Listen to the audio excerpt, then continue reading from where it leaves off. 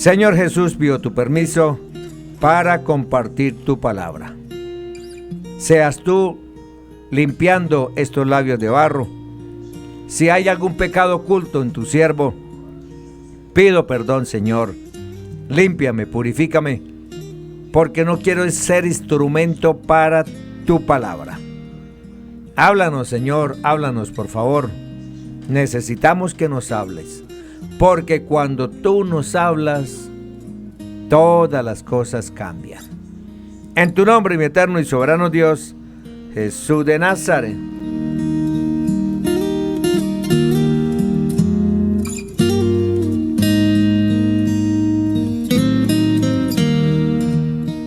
Daniel 11, segunda parte. Antíoco Epifanes y el anticristo. Daniel 11, 21, 45. La invasión de Antíoco IV Epifanes. Dice Daniel 11, 21, 22. Y le sucederá en su lugar un hombre despreciable, al cual no darán la honra del reino, pero vendrá sin aviso y tomará el reino con halagos. Las fuerzas enemigas serán barridas delante de él como con inundación de aguas. Serán del todo destruidos junto con el príncipe del pacto. El sucesor de Seleuco IV fue su hermano Antíoco IV Epifanes. Cuando ascendió al trono, tenía 40 años de edad. La profecía de Daniel habla de este hombre en estos términos: y le sucederá en su lugar un hombre despreciable. Como veremos, el profeta dedica a este personaje tanto espacio como al resto de los gobernantes anteriores juntos. Esto se debe a que, aunque el pueblo de Israel había sufrido mucho por las luchas entre los reyes del norte y del sur, lo peor iba a llegar de la mano de Antíoco IV Epifanes. Tal iba a ser el sufrimiento que traería al pueblo de Israel, que prefigura a un rey del futuro, el anticristo, que en otras partes del libro de Daniel ya ha sido mencionado como el cuerno pequeño, y cuando aparezca profanará el templo y destruirá la tierra de Israel. En cuanto a su ascenso al trono de Siria, el profeta indica lo siguiente: al cual no darán la honra del reino, pero vendrá sin aviso y tomará el reino con halagos. Por derecho, el trono le pertenecía a Demetrio Sóter, hijo de Seleuco IV, pero Antíoco IV se apoderó de él y se proclamó rey por medio de intrigas. El título que escogió para sí mismo era Epifanes, que significa Dios manifestado. Aunque fue una persona tan despreciable que los judíos y otros súbditos lo llamaban Epimones, que significa el loco. Una vez en el trono logró derrotar a varios de sus enemigos. Tal como dijo Daniel, las fuerzas enemigas serán barridas delante de él como con inundación de aguas. Serán del todo destruidos junto con el príncipe del pacto.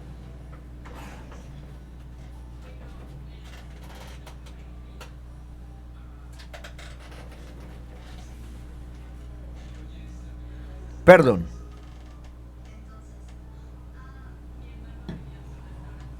Los dos enemigos principales a los que derrotó fueron a Heliodoro y sus aliados y al pueblo de Dios, dirigido por el sumo sacerdote Onías III. al que en este pasaje se refiere como el príncipe del pacto. Antíoco se propuso unificar su reino a través de un programa de helenización, convirtiendo a todos los pueblos bajo su gobierno a la cultura griega. Pero en Israel se encontró con la oposición del sumo sacerdote Onías III. Por esta razón lo depuso y nombró en su lugar a su hermano Jasón, que previamente le había pagado un fuerte soborno y se había comprometido a promocionar activamente el programa de helenización de Antíoco. Finalmente, Onías III fue asesinado por orden de Antíoco, y después del pacto con él, engañará y subirá y saldrá vencedor con poca gente. Estando la provincia en paz y en abundancia, entrará y hará lo que no hicieron sus padres, ni los padres de sus padres: botín, despojos, riquezas repartirá a sus soldados, y contra las fortalezas formará sus designios, y esto por un tiempo. Después del pacto, es decir, una vez que se unieron con él un pequeño grupo de gente, conseguirá la victoria por medio de engaños, y después del pacto con él, engañará y subirá y saldrá vencedor con poca gente. Entre sus tácticas para hacerse con el poder, llama la atención el hecho de que despojará de sus riquezas a los ricos para dárselas a sus seguidores. Esto lo hacía cuando la tierra bajo su dominio estaba en paz. Estando la provincia en paz y en abundancia, entrará y hará lo que no hicieron sus padres, ni los padres de sus padres: botín, despojos y riquezas repartirá a sus soldados, y contra las fortalezas formará sus designios, y esto por un tiempo. Antíoco Epifanes logró prosperar por medio de sus intrigas, pillaje, dádivas y su pródigo estilo de vida, un esquema que hemos visto repetirse otras veces entre los gobernantes modernos. Daniel 11, 25, 27. Y despertará sus fuerzas y su ardor contra el rey del sur con gran ejército, y el rey del sur se empeñará en la guerra con grande y muy fuerte ejército, mas no prevalecerá, porque le harán traición. Aun los que coman de sus manjares le quebrantarán, y su ejército será destruido, y caerán muchos muertos. El corazón de estos dos reyes será para hacer mal, y en una misma mesa hablarán mentira, mas no servirá de nada, porque el plazo aún no habrá llegado. Después de tomar el control de su propio reino, Antíoco IV organizó sus fuerzas para atacar a Egipto, llegando hasta su frontera en Pelucio, cerca del delta del Nilo. Y despertará sus fuerzas y su ardor contra el rey del sur con gran ejército. Esto se debió a que Antíoco IV escuchó los planes de su sobrino Ptolomeo VI Filometor, hijo de Cleopatra I, hermana de Antíoco, de tomar el control de Israel. A esta batalla el Ptolomeo VI fue con un gran ejército, pero fue vencido por Antíoco IV en gran medida porque le traicionaron varios de sus generales. A esto se refiere el profeta Daniel cuando dice: y el rey del sur se empeñará en la guerra con grande y muy fuerte ejército, mas no prevalecerá, porque le harán traición. Aun los que coman de sus manjares le quebrantarán, y su ejército será destruido, y caerán muchos muertos. Una vez que Antíoco logró derrotar al ejército egipcio, ocupó las fortalezas fronterizas de Pelucio y Menfis, además de apoderarse de grandes zonas de Egipto. Pero el gobierno de Roma, considerando el peligro que suponía para sus intereses la caída de Egipto en manos de Antíoco IV, le obligó a renunciar a cambio de concesiones en Siria. Después el profeta añade: el corazón de estos dos reyes será para hacer mal, y en una misma mesa hablarán mentira. Estos dos reyes parecen referirse a Antíoco IV y su sobrino Ptolomeo VI, que, aunque aparentaban estar de acuerdo, cada uno buscaba sus propios beneficios. Antíoco IV quería apoderarse de Egipto, mientras que Ptolomeo VI buscaba acabar con el poder que su hermano Ptolomeo VIII Evergetes tenía sobre Alejandría. Aunque en algunos momentos pudieran disimular cierta amistad, lo cierto es que habían rivalidades y traiciones mutuas. Y el profeta añade: mas no servirá de nada, porque el plazo aún no habrá llegado. Esto quiere decir que, aunque ellos hicieran sus planes, ninguno de ellos podría prosperar, en tanto que Dios no lo permitiera. Daniel 11:28. Y volverá a su tierra con gran riqueza, y su corazón será contra el pacto santo. Hará su voluntad y volverá a su tierra. Antíoco IV tuvo que regresar a su tierra por la presión ejercida por Roma, pero no se fue con las manos vacías, sino que logró llevarse de Egipto un gran botín de guerra y volverá a su tierra con gran riqueza. Pero en todo caso, a Antíoco IV no le había gustado que Roma le impidiera tomar posesión de Egipto. Así que, en su viaje de regreso, frustrado como estaba, decidió desquitarse con los judíos. Y su corazón será contra el pacto santo, hará su voluntad y volverá a su tierra. En esta decisión pudo influir, además del odio que sentía hacia el pueblo de Dios, el hecho de que durante su ausencia los judíos habían tratado de rebelarse contra su autoridad, o al menos así lo interpretó él, cuando supo que la oposición quiso quitar a Jasón, a quien él mismo había nombrado sumo sacerdote. Antíoco IV aprovechó que los judíos estaban adorando durante el día de reposo y ordenó la muerte indiscriminada de hombres, mujeres y niños. En total dio muerte a 80,000 judíos. Tomó 40,000 para su ejército y vendió a otros 40,000 como esclavos. También profanó el templo y los saqueó, llevándose gran parte de sus utensilios, y prohibió a los judíos practicar las actividades religiosas del sábado, tener copias de la ley o practicar la circuncisión. Todo esto lo hizo con la colaboración de Menelao, a quien muchos en Israel se oponían porque había usado los tesoros del templo para pagar el soborno a Antíoco IV, y por sus continuas iniciativas para helenizar al pueblo de Israel. Daniel 11, 29, 30.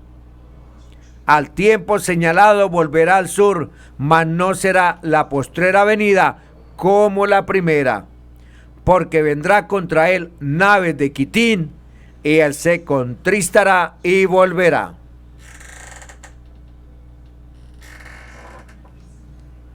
Dos años después, en el año 168, los hermanos Ptolomeo VII y VIII decidieron aparcar sus rivalidades y unir sus fuerzas contra su tío Antíoco IV, pero este se dispuso inmediatamente contra ellos.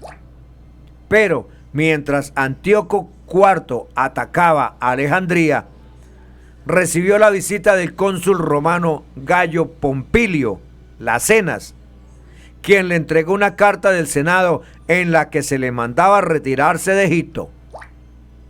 Antíoco IV tuvo que aceptar con un gran disgusto las órdenes de Roma, porque de otro modo habría significado entrar en guerra contra el Imperio Romano. Esto fue humillante para él. Todo esto es de lo que habla el profeta Daniel.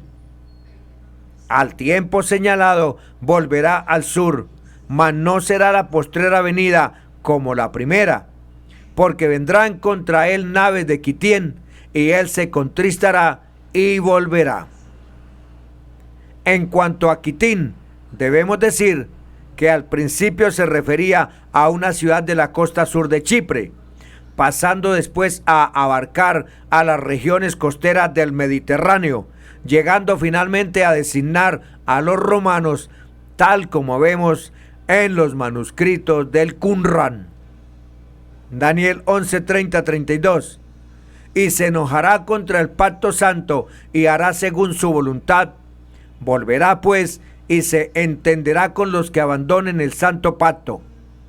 Y se levantarán de su parte tropas que profanarán el santuario y la fortaleza, y quitarán el continuo sacrificio y pondrán la abominación desoladora. Con lisonjas seducirá a los violadores del pacto, mas el pueblo que conoce a su Dios se esforzará y actuará. Por segunda vez, Antíoco IV descargó su frustración contra los judíos, la ciudad de Jerusalén, su templo y su pacto santo. Y se enojará contra el pacto santo y hará seguir su voluntad. Volverá, pues, y se entenderá con los que abandonen el santo pacto.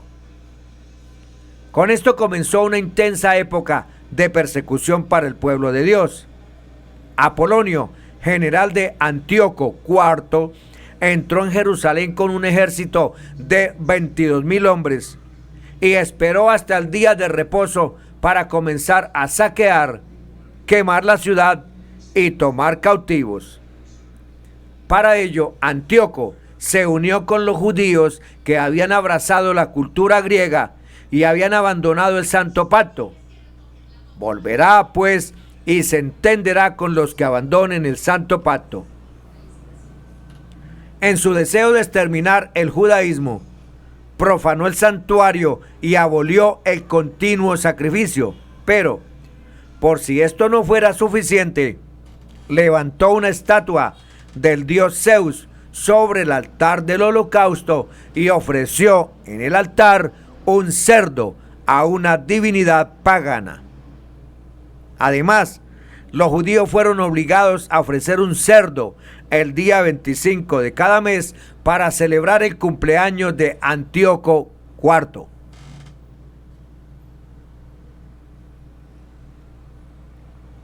Todo esto fue profetizado también por Daniel. Y se levantarán de su parte tropas que profanarán el santuario y la fortaleza, y quitarán el continuo sacrificio y pondrán la abominación desoladora.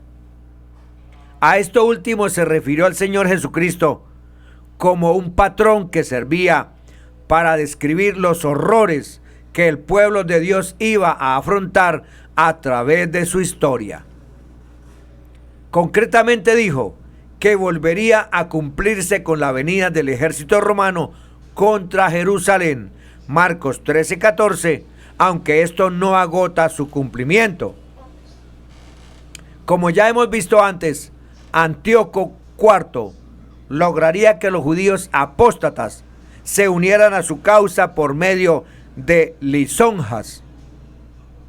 Con lisonjas seducirá a los violadores del pacto. Esto incluía recompensas. Quienes hicieron esto se unieron al sumo sacerdote Menelao, que estaba a las órdenes de Antíoco IV. Sin duda, estos eran judíos que aparentaban ser profesantes, pero no tenían auténtico temor de Dios. Aún así, no logró doblegar a los judíos fieles que se unieron para luchar contra Antíoco IV, bajo el sacerdote Matatías, que comenzó lo que se conoce como la guerra de los Macabeos.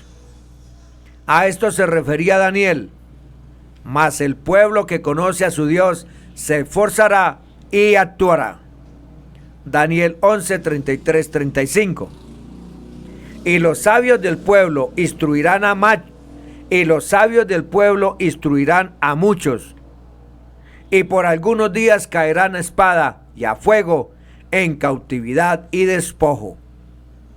Y en su caída serán ayudados de pequeño socorro, y muchos se juntarán a ellos con lisonjas. También algunos de los sabios caerán para ser depurados y limpiados y emblanquecidos, hasta el tiempo determinado, porque aún para esto hay plazo. En esos tiempos en que Antíoco IV intentaba paganizar a los judíos mediante la introducción de la cultura griega, surgieron hombres fieles que instruían al pueblo en la ley de Moisés y en la palabra de Dios, y los sabios del pueblo instruirán a muchos. En el libro apócrifo de Primera de Macabeos 2:42 hay una mención sobre esto. Estos son llamados los asideos, piadosos, y eran los seguidores fieles de la ley de Dios, los cuales son precursores de los fariseos del tiempo del Señor Jesucristo. Pero estos judíos fieles que rehusaron someterse al sistema religioso que Antíoco IV quería introducir en el pueblo de Dios, fueron perseguidos y martirizados por causa de su fe, y por algunos días caerán a espada y a fuego, en cautividad y despojo.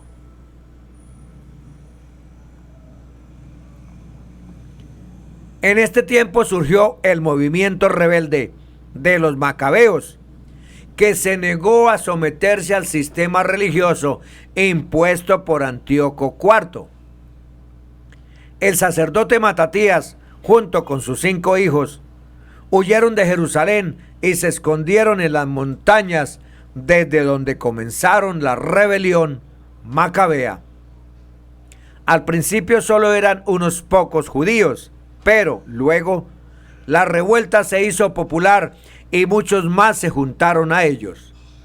Aún así, muchos no eran sinceros en sus motivaciones. Esto es lo que anunció la profecía de Daniel.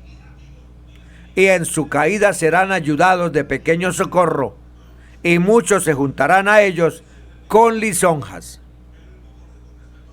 Todos ellos sufrieron mucho, pero este tiempo de persecución lograría una depuración espiritual de la nación de Israel.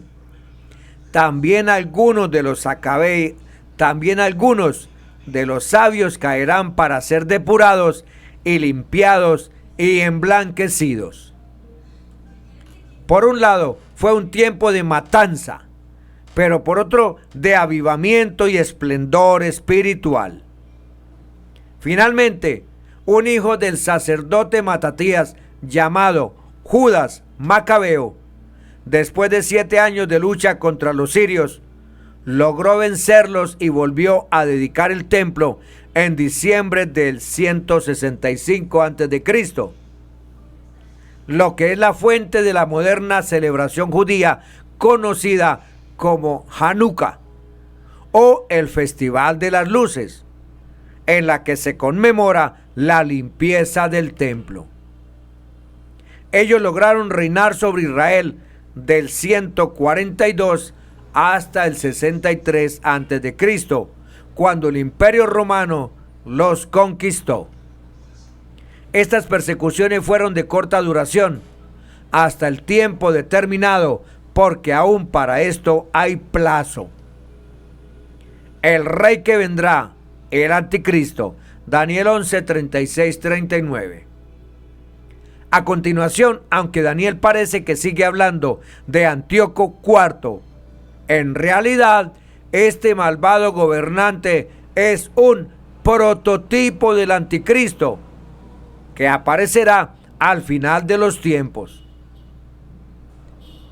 Es por esto que ya no encontramos desde aquí la precisión histórica de los versículos anteriores. Al estudiar estas profecías tocantes a la persona de Antíoco IV Epífanes, no es difícil ver por qué este hombre es un prototipo del anticristo de los tiempos finales. Su odio hacia el pueblo judío, su soberbia y el desafío a Dios, sus engaños, iniquidades y su profanación del templo de Jehová. Pero ahora, la descripción que encontramos a partir de aquí va más lejos, presentándonos características que asociamos más fácilmente con el cuerpo pequeño de Daniel 7:25, el príncipe que ha de venir de Daniel 9:24-27, el hombre de pecado, segunda de Tesalonicenses 2:4, el hijo de perdición y la primera bestia de Apocalipsis 13. Veamos sus características. Daniel 11:36. Y el rey hará su voluntad y se ensoberbecerá y se engrandecerá sobre todo Dios, y contra el Dios de los dioses hablará maravillas, y prosperará hasta que sea consumada la ira, porque lo determinado se cumplirá. Aunque el contexto nos llevaría a pensar que se refiere a Antíoco IV, pero, como ya hemos indicado, parece más apropiado interpretar que se refiere a otro personaje de los últimos tiempos, que conserva ciertos parecidos con Antíoco IV, pero que evidentemente va mucho más allá que él. En primer lugar, se nos dice que este rey hará su voluntad y se ensoberbecerá y se engrandecerá sobre todo Dios, y contra el Dios de los dioses hablará maravillas. Es verdad que Antíoco IV eligió el nombre de Epífanes, que quiere decir Dios manifestado, para reinar, pero lo que se describe aquí acerca de este rey de los tiempos finales parece ir mucho más allá de lo que Antíoco IV nunca llegó a pretender. Esto quiere decir que este rey será completamente independiente y no estará sujeto a ninguna autoridad excepto a sí mismo. Este poder absoluto se extenderá también al terreno religioso, de tal modo que se engrandecerá sobre todo Dios. Es más, contra el Dios de los cielos tendrá una actitud desafiante y hablará blasfemias contra él. Con esto coincide lo dicho en otras partes sobre el anticristo. Segunda de Tesalonicenses 2:4. Se opone y se levanta contra todo lo que se llama Dios o es objeto de culto, tanto que se sienta en el templo de Dios como Dios, haciéndose pasar por Dios. Daniel 7:25. Hablará palabras contra el Altísimo, y a los santos del Altísimo quebrantará, y pensará en cambiar los tiempos y la ley, y serán entregados en su mano hasta el tiempo y tiempos y medio tiempo. Según nos dice el libro de Apocalipsis, el mundo se convencerá de que debe adorarle como si fuera Dios al ver los milagros que el falso profeta realizará a su favor. Apocalipsis 13, 11, 15. Por lo tanto, tendrá éxito en extender su influencia política y religiosa. Este rey seguirá prosperando hasta que sea consumada la ira, porque lo determinado se cumplirá. En todo caso, el periodo de gobierno de este rey ha sido limitado por Dios, mismo, y finalmente vendrá sobre él el juicio determinado. Daniel 7:11, Daniel 7:26, Daniel 9:27 y Apocalipsis 19:20. Daniel 11:37 dice: el del Dios de sus padres no hará caso, ni del amor de las mujeres, ni respetará a Dios alguno, porque sobre todo se engrandecerá. Acerca de este personaje se nos dice que del Dios de sus padres no hará caso.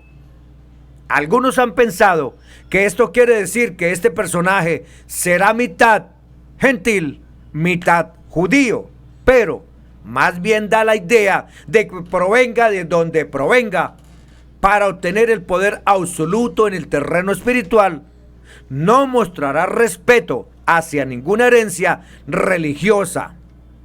Es decir, dejará a un lado todas las religiones organizadas, y él mismo se colocará como el único objeto de culto. Este rey instituirá su propia religión centrada en sí mismo. Esto es así porque su poder lo recibirá directamente de Satanás. Apocalipsis 13, versículo 2. En este sentido, vemos claramente que no puede estar refiriéndose a Antíoco IV, porque él no rechazó a los dioses de sus padres, sino que adoraba a Zeus. Este personaje se desvinculará completamente de cualquier lazo humano, ni del amor de las mujeres, y se opondrá a todas las religiones y formas de adoración. Claro está, a excepción de la suya. Ni respetará a Dios alguno, porque sobre todo se engrandecerá. Daniel 11, 38, 39 dice: mas honrará en su lugar al Dios de las fortalezas, Dios que sus padres no conocieron. Lo honrará como oro y plata, con piedras preciosas y con cosas de gran precio. Con un Dios ajeno se hará de las fortalezas más inexpugnables y colmará de honores a los que le reconozcan, y por precio repartirá la tierra. En cuanto a su nueva religión, el texto nos dice que honrará en su lugar al Dios de las fortalezas, Dios que sus padres no conocieron. Lo honrará con oro y plata, con piedras preciosas y con cosas de gran precio. Esto puede dar a entender diferentes cosas. Puede querer decir que promoverá la fuerza militar y hará un Dios de la guerra, pero también que su Dios sería una personificación del poder, o que adoraría al mismo Satanás, quien le daba su fuerza y poder. Él gastará grandes cantidades de dinero en sacrificios relacionados con la actividad militar, que le permitirán afianzar aún más sus fortalezas y demostrar su gran poder. Con este Dios extraño, llevará sus conquistas a lugares inimaginables. Con un Dios ajeno, se hará de las fortalezas más inexpugnables. Pero no solo recurrirá a la fuerza militar para extender sus dominios, sino que se ganará la sumisión y admiración de otros, otorgándole favores y riquezas, y colmará de honores a los que le reconozcan, y por precio repartirá la tierra. No cabe duda de que será un gobernante hábil, que conseguirá adeptos y reconocimiento mediante regalos o sobornos. El ataque contra el rey soberbio. Daniel 11, 40, 45. Daniel 11, 40. Pero al cabo del tiempo, el rey del sur contenderá con él, y el rey del norte se levantará contra él como una tempestad. con carros y gente de a caballo y muchas naves, y entrará por las tierras e inundará y pasará. A continuación, se describen distintos acontecimientos que tendrán lugar al cabo del tiempo. Esto podría ser interpretado de varias maneras. Puede ser que aquí se retome la narración anterior y se refiere a lo que ocurriría en los últimos días de Antíoco IV y sus sucesores, pero también puede tener que ver con los últimos días de la nación de Israel, un periodo que el Señor Jesucristo describió como la gran tribulación. En todo caso, lo que aquí se anuncia es un gran de contienda contra este rey soberbio. Contra él lucharán dos grandes potencias, el rey del sur y el rey del norte. Pero al cabo del tiempo, el rey del sur contenderá con él y el rey del norte se levantará contra él como una tempestad. Es difícil saber cuál es la interpretación correcta de este versículo, porque a día de hoy ya no existen estas dos grandes potencias. Tanto Siria como Egipto son ruinas de lo que un día fueron poderosos imperios. Puede que en su lugar representen a dos grandes bloques o confederaciones de naciones. Algunos llegan más lejos e interpretan el rey del sur como una confederación musulmana y el rey del norte como una coalición imperial rusa y la China comunista. Todos ellos lucharían contra el anticristo. En todo caso, se anuncia una gran conflagración bélica. Daniel 11:41 dice: entrará a la tierra gloriosa y muchas provincias caerán, mas éstas escaparán de su mano, Edom y Moab y la mayoría de los hijos de Amón. Luego se nos dice que entrará a la tierra gloriosa, lo que indica nuevamente la conquista de Israel, pero no sabemos si quien la lleva a cabo es el rey soberbio o el rey del norte. Se añade también que muchas provincias caerán, mas éstas escaparán de su mano, Edom y Moab y la mayoría de los hijos de Amón. Estas tierras que serán libradas corresponden con el actual reino de Jordania. Puede que esta nueva campaña contra Israel esté relacionada con la gran batalla de Armagedón, Apocalipsis 16, 14, 16, que culminará con un ataque masivo contra la ciudad de Jerusalén, tal como había descrito el profeta Zacarías, Zacarías 14, 1, 3.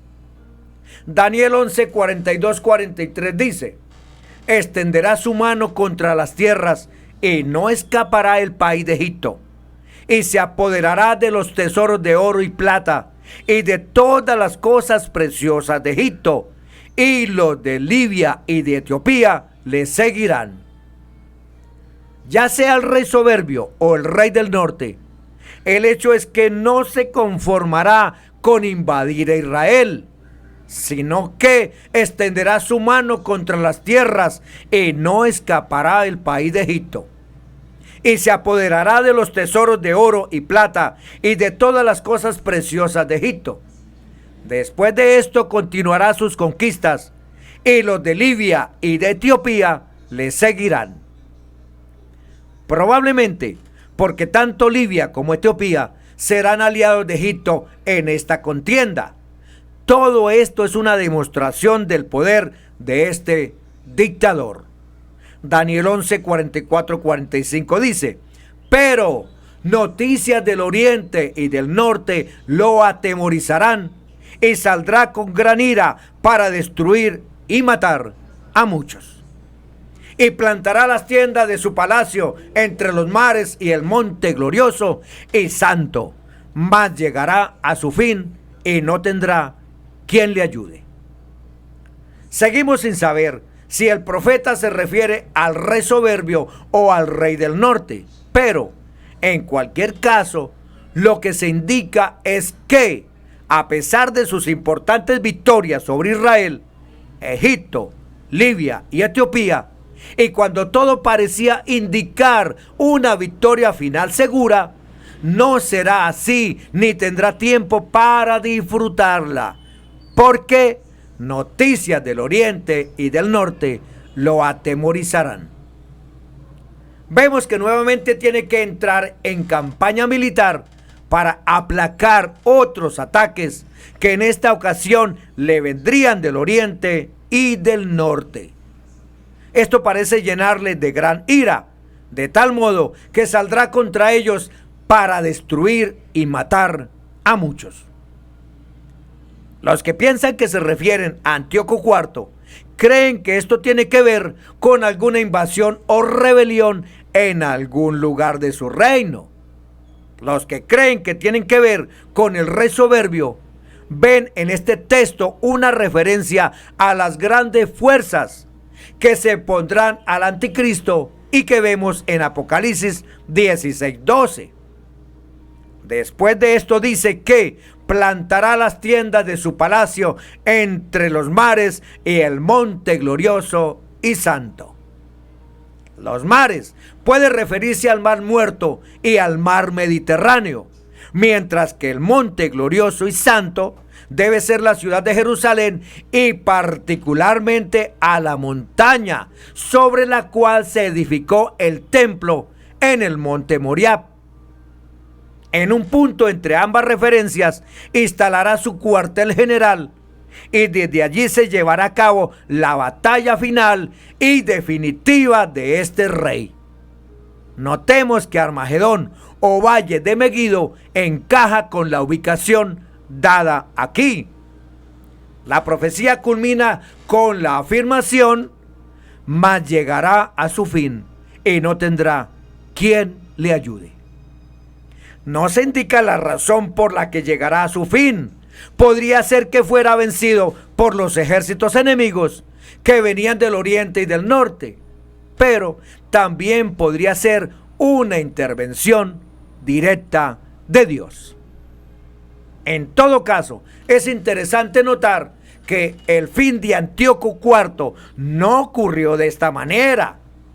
Él había viajado a Elímais, en Elán, para robar en el templo de Artemisa, pero los adoradores locales le resistieron y tuvo que abandonarlo. De camino a su casa, enfermó en Tabae, Persia, donde murió en el 163 a.C. Reflexión final para terminar. Este capítulo une proféticamente el vacío existente entre el Antiguo y el Nuevo Testamento. Por lo tanto, cuando a veces nos referimos al periodo intestamentario como un tiempo de silencio, esto no es realmente exacto. Aquí encontramos amplia información sobre todo el sufrimiento que el pueblo de Israel habría de sufrir a manos de Siria y Egipto durante todos esos siglos, 400 años antes de Cristo. Al verse envueltos en medio de los múltiples conflictos que las naciones mantenían continuamente entre ellas, y donde se veía que era arrastrada en medio Israel. De todos modos, durante el periodo intestamentario, desde el mensaje de uno de los profetas menores hasta los sucesos acaecidos en las montañas de Judea con la anunciación del nacimiento de un niño profeta y de otro niño que se le considerará el Salvador de Israel, no hubo voz de profeta, ni revelación, ni sueño profético, ni señales en el cielo. Bendiciones para todos, en el nombre que es sobre todo nombre, Jesús de Nazaret.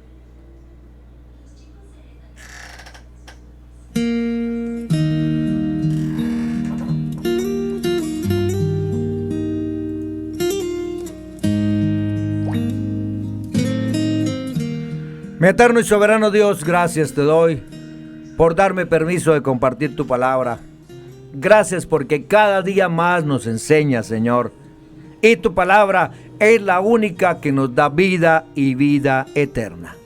Señor, permite que estas enseñanzas lleguen donde tengan que llegar, Padre Celestial, y de esa forma alistarnos, prepararnos, estar listos para tu venida. En tu nombre, mi eterno y soberano Dios, Jesús de Nazaret.